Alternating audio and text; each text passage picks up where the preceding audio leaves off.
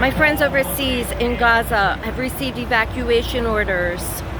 They've been told they need to leave where they are, whether they've been lucky enough to have a shelter. Many of them have not. Many of them have been displaced multiple times.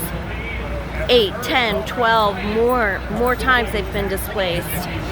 And I'm here to say these are good people. They're professional people. They're businessmen, doctors, lawyers. They're some of the most gracious, kindest people you might ever encounter. Many of them have small children. Some of them are expecting their new baby is coming due soon, and they've been living under the most heinous conditions for the past almost 2 years. We're coming up on 2 years. It's so entirely unfair, and this is the plan. The concentration camps. The Israeli leadership is planning a tent city. They're calling a humanitarian city for where Rafah used to be. It's all a pile of rubble now. Nothing is there. And they're planning a tent city there, which is nothing more than a concentration camp. And the Israelis themselves are calling this a concentration camp. The plan is they're going to bring down 600,000 people by force. And the quote from this Haaretz article, forced displacement on pain of death, starvation as a prelude to expulsion. Where will they be expelled to? Nobody's quite sure. Possibly South Sudan, possibly war zones. The Trump administration is trying to send them to Libya, so then he wants to make real estate deals in that land, which is the occupied Palestinian territory of Gaza. Israel knows that they're not winning a war against Hamas, and that's why they're not fighting Hamas. They're terrorizing the people. They're not fighting against, they're terrorizing the people. They've come out on record. Some of their politicians have said, we want to make the Palestinian people suffer in the most heinous ways. That's what we want. We want the civilians to suffer, and that's what they have been doing. They have not allowed in cleaning supplies for 5 months. That is causing the children to suffer the most. The children are suffering from scabies and other skin diseases, very painful diseases.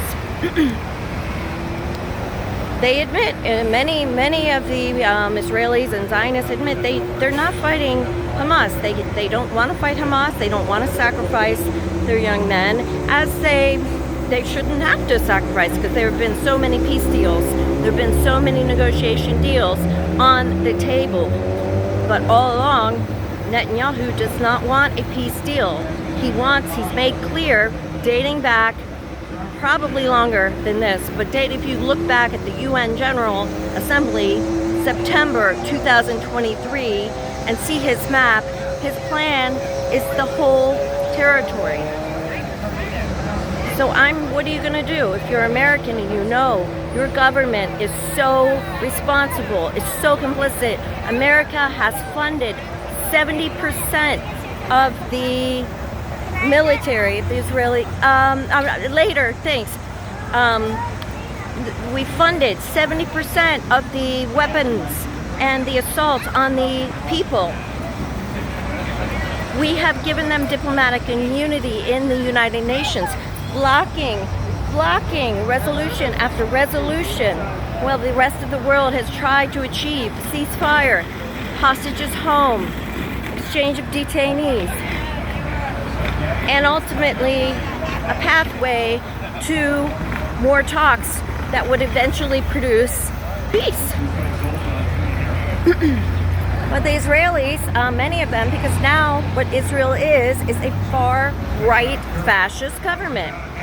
If you go back in history, Einstein warned about fascist element of Zionism. He warned against it, along with others in an op-ed in the New York Times. So as an American, what are you going to do? You just got to reach people where they are. Because many of them don't watch the news. They don't read the news. They don't know. And you, at least, you know, at least we can't let them not know. They should know what our country is doing. And so, that's why I'm here. You get many nods, a lot of confused looks. People don't know.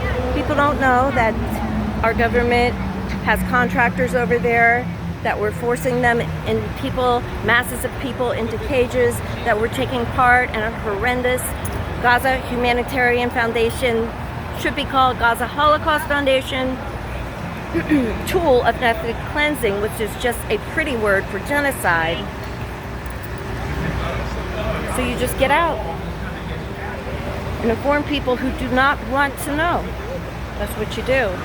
Out of love, not only for the people abroad, but most certainly for your own country. Because you want your own country to do the right thing.